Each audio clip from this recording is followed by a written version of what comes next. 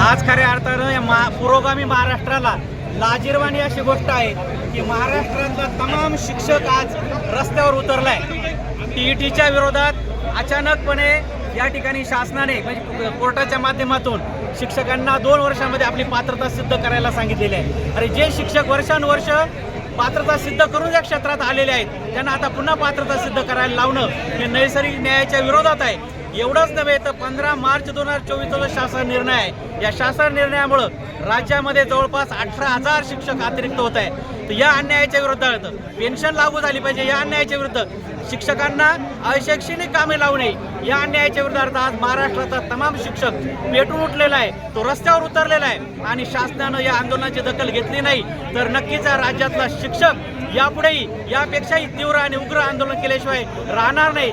शासनानं यामधून आज बोध घ्यावा आणि या महाराष्ट्रातील तमाम शिक्षकांना न्याय द्यावा हीच आजच्या या मोर्चाच्या निमित्त मी शासनाला विनंती राहील।